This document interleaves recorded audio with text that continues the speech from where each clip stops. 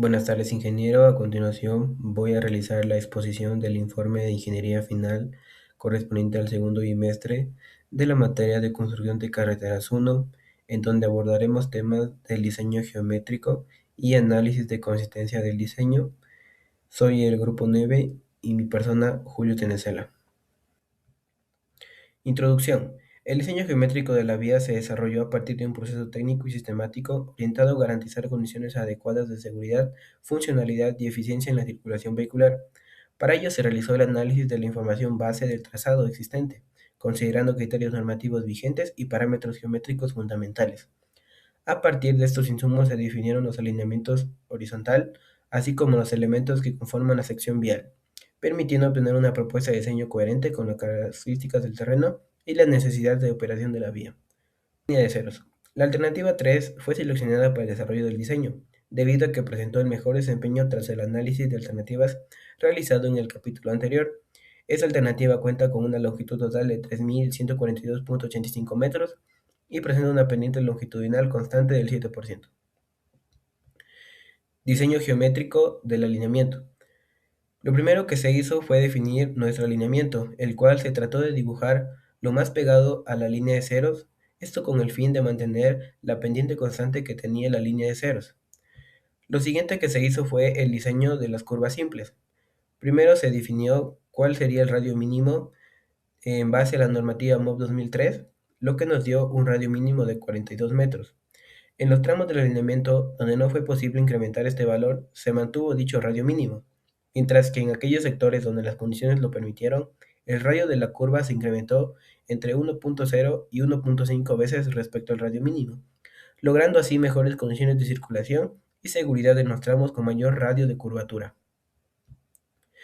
La velocidad de diseño. En función del tránsito promedio diario anual, se determinó el tipo de carretera. Con base en esta clasificación se estableció una velocidad de diseño de 40 km por hora conforme a lo dispuesto en la normativa MOB 2003, la cual resulta adecuada considerando además las condiciones de topografía montañosa del tramo en estudio. La velocidad de diseño es un parámetro fundamental del diseño geométrico. No obstante, para asegurar una adecuada velocidad de operación en cada elemento del trazado, se realizó un análisis de velocidades específicas conforme a la normativa INVIAS 2008, asignando velocidades particulares a curvas y entre tangencias con el fin de controlar las velocidades en el diseño. Al inicio del análisis se define una velocidad del tramo homogéneo, que generalmente corresponde a la velocidad del diseño de 40 km por hora. En caso de no estar definida, se adopta una velocidad inicial arbitraria para el sentido de ida, mientras que para el sentido de vuelta se considera la última velocidad establecida en dicho tramo homogéneo. Posteriormente, conforme a la normativa en vía 2008, se asignan velocidades específicas a curvas y entretangencias a partir del análisis de dos curvas adyacentes y la entretangencia intermedia, determinándose en base a esto los casos. La velocidad de la entretangencia se fija como la máxima entre las dos curvas adyacentes, asegurando la continuidad operativa del diseño. Hay que tomar en cuenta que para la asignación de las velocidades específicas finales se debe realizar tanto para el sentido de ida como para el de vuelta, en donde para las curvas se obtendrá el valor mayor entre los dos sentidos y para las entretangencias lo mismo. Aquí tenemos nuestro análisis de las velocidades específicas, en donde podemos ver que todas son de 40 km por hora, teniendo una velocidad uniforme en todo el diseño y que todas cumplen con el checklist. El peralte. El peralte es la inclinación transversal de la calzada en las curvas, destinada a mejorar la estabilidad y seguridad vehicular para la vía en estudio. Según la normativa MOB 2003, se adoptó un peralte máximo del 10%. Dado que, para el radio mínimo de la curva, el peralte coincide con el peralte máximo establecido por la normativa MOB 2003, no resulta necesario calcular el peralte de diseño en dichos casos. Sin embargo, cuando el radio de la curva es mayor al mínimo, sí es indispensable realizar dicho cálculo. En la vía de estudio, además de curvas con radios de 42 metros, se presentan curvas de 63 metros, por lo que es necesario determinar el peralte de diseño correspondiente. A continuación podemos ver el cálculo del peralte para la curva con radio 63, en donde el peralte calculado nos da que es igual a 8.8, pero este se redondea a 0.2 décimas hacia arriba, por lo que nos quedaría un peralte máximo o de diseño del 9% para ese radio.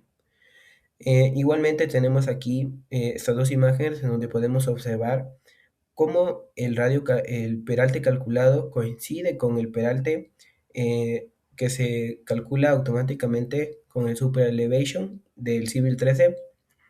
Aquí tenemos un pequeño inconveniente, ya que en estos valores tendría que aparecer el valor del 2% del bombeo, pero no es así, ya que se calculó un peralte forzado. Entonces el valor del 2% quedaría excluido. Lo mismo pasa para el radio de 42, en donde el peralte máximo es el 10%. Curva espiral.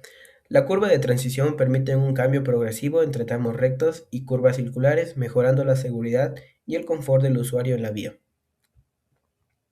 Dadas las condiciones de espacio disponibles en el alineamiento, se decidió incorporar al diseño dos curvas de transición del tipo espiral. Para su definición, se calculó previamente la longitud de la curva espiral correspondiente a cada caso. En la curva con radio 42 metros, la longitud se determinó evaluando las longitudes mínimas, máximas y las asociadas al desarrollo del peralte mínimo, seleccionándose esta última por cumplir con los criterios establecidos. En el caso de la curva con radio 63, se adoptó la longitud máxima, al ser la que satisface simultáneamente las condiciones de diseño. Una vez definidas estas longitudes, se procedió al trazado de las curvas espirales mediante el software Civil 3D. A continuación se presentan las imágenes en donde se puede ver eh, las longitudes calculadas para el radio de 42 metros.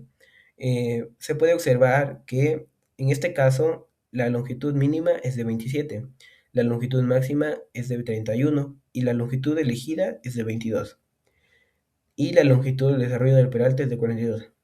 Dado que la longitud del peralte es mayor a la máxima, se escogería directamente la longitud del desarrollo peralte, ya que si bien nos está especificando que solo puede tener esta curva una longitud máxima de 31, pero hay que tomar en cuenta que el desarrollo del peralte en esta longitud nos está diciendo que tiene que tener mínimo 40 para que se desarrolle correctamente la transición del peralte en esta curva.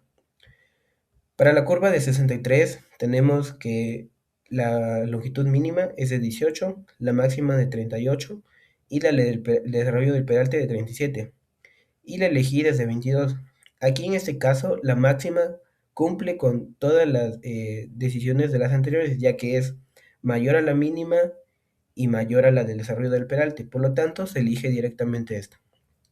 En la siguiente imagen se puede observar cómo se ha podido, una vez ya calculadas las longitudes y elegidas la que se va a diseñar, cómo se ha dibujado con esas longitudes para conservar lo que es la seguridad y la transición en esta curva espiral.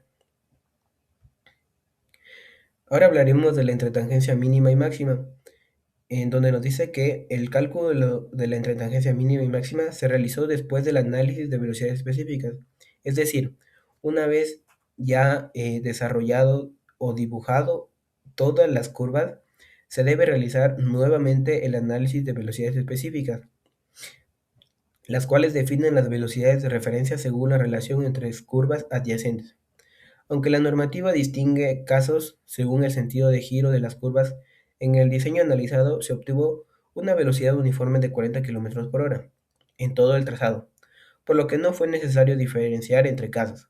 En consecuencia, se efectuó un único cálculo para determinar las longitudes admisibles de las entretangencias, asegurando la consistencia del diseño geométrico. A continuación tenemos las dos imágenes referente a un ejemplo de cómo se asignarían las entretangencias mínimas y máximas en los dos casos. En el caso 1, lo que se necesita para calcular la longitud mínima es el VSH, que en este caso sería igual porque tenemos una velocidad específica igual para todo el tramo. Para la longitud máxima lo que usamos es el VTH, que igual sería el mismo valor. Y para el caso 2 tenemos que se usan para la longitud mínima el VTH y para la longitud máxima el VTH. Entonces, sabiendo esto, que todo nuestro tramo tiene una velocidad específica constante en cada elemento, no sería necesario saber el tipo de caso. Por lo tanto, se realiza un solo cálculo y nos quedaría que la longitud de la entretangencia horizontal mínima debería ser de 55,56 metros y la longitud de la entretangencia horizontal máxima de hasta 600 metros. En la otra imagen podemos ver cómo, según lo que se ha dibujado en el alineamiento, todas estas distancias de las entretangencias cumplen. Habrá un pequeño cambio para el tema de las entretangencias de las curvas espirales, ya que para estas se tiene que tomar en cuenta el valor de la entretangencia anterior antes de entrar a la curva y la mitad del desarrollo de la curva. Y lo mismo para cuando se sale de la curva, sería la mitad de la curva de salida, curva espiral de salida, más la intertangencia de salida. Con esa suma nos daría el valor correspondiente al mínimo, por lo tanto estaría dentro de los parámetros calculados. Ahora hablaremos del análisis de consistencia del diseño. La consistencia es el análisis que se realizó con base en el criterio 2 con el fin de verificar que los elementos geométricos y operativos del alineamiento cumplan con los parámetros de seguridad, confort y eficiencia, asegurando la coherencia entre la geometría del trazado y las velocidades adoptadas. El análisis de consistencia se realizó para evaluar la seguridad y el confort del diseño, mediante una tabla de umbrales asociada a los criterios de consistencia del diseño geométrico que clasifica el trazado como bueno cuando no es necesario realizar ningún cambio en la geometría del trazado, aceptable cuando es necesario implementar señalética vertical dentro del trazado y deficiente o mala cuando se requiere un rediseño total de los elementos que den como diseño malo. El análisis se efectuó para ambos sentidos de circulación, ida y vuelta, intercambiando los datos correspondientemente a cada sentido y obteniéndose los resultados que se presentan a continuación. Bien, antes de hablar de los resultados es necesario dar un contexto en base a cómo se calcularon las velocidades de operación tanto para el radio 1 como para el radio 2. Lo que se hizo fue usar unas ecuaciones para calcular la velocidad. Estas ecuaciones están calibradas en función al tipo de conductor que existe en nuestra zona. Estas se sacaron de un artículo facilitado por el ingeniero, en donde para diferentes pendientes teníamos diferentes ecuaciones calibradas. Debido a que mi perfil longitudinal presentaba variación en las longitudes, tuve que calcular 5 tipos de pendientes, por lo tanto me salieron 5 valores diferentes en pendientes, por lo que me tocó usar 3 ecuaciones diferentes para el cálculo que fueron las del color naranja que se ha señalado, que fueron las primeras pendientes, la de verde, que fue otro tipo de pendiente, la azul, otro tipo de pendiente, la roja igual y la amarilla clara igual. Entonces, en base a este cálculo de velocidades de operación en función del tipo de ecuación y en función del tipo de pendiente, se realizó lo que es el análisis de consistencia, en el cual todos recayeron en el caso 3 y solo uno en el caso uno, por lo que salieron los siguientes resultados de diseño. La mayoría son resultados buenos, pero hay resultados aceptables en donde hace falta la implementación de señalética. Lo mismo ocurre para el sentido de vuelta. En este caso, intercambiamos los valores de las entretangencias, le dimos la vuelta, las invertimos, al igual que las eh, pendientes, o sea, no las pendientes, las ecuaciones para calcular las velocidades. Las ecuaciones que estuvieron al último en el tramo de ida se las puso primeras y se calculó de nuevamente el análisis de consistencia, dándonos como resultado una mayor tramos en donde los diseños son aceptables, por lo que haría falta incrementar el uso de señaléticas verticales en el trazado. Finalmente se concluye que el diseño y rediseño geométrico realizado para el tramo comprendido entre la intersección con la calle París y el Redondel del Oso resultó favorable, ya que el análisis de consistencia evidencia que se trata de un diseño consistente, técnicamente viable y susceptible de ser aplicado en el futuro. Si bien existen algunos tramos en los que sería recomendable incorporar señalización complementaria, el trazado propuesto presenta condiciones adecuadas de seguridad y confort para la circulación vehicular, particularmente desde el punto de vista del alineamiento horizontal. Asimismo, el cumplimiento de los criterios normativos de la definición de rayos de curvatura, peraltes, velocidades de diseño y velocidades específicas permitió lograr un trazado homogéneo y legible para el conductor. La uniformidad en la velocidad de operación a lo largo del tramo contribuye a un comportamiento vehicular más predecible, reduciendo la probabilidad de maniobras bruscas y mejorando las condiciones generales de operación de la vía. En ese sentido, el diseño propuesto constituye una base técnica sólida que puede ser fortalecida mediante la incorporación de estudios de señalización y seguridad vial. Finalmente, como trabajo futuro se plantea el desarrollo del diseño vertical del tramo, el cual permitirá completar la evaluación integral de la vía. Se recomienda optimizar el trazado de la línea de ceros, procurando una mayor adaptación a la topografía natural del terreno, con el fin de reducir la presencia de curvas cerradas y minimizar los movimientos de tierra.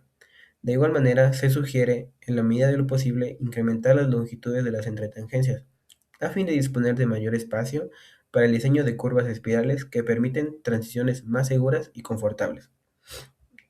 Eso ha sido todo, gracias por su atención.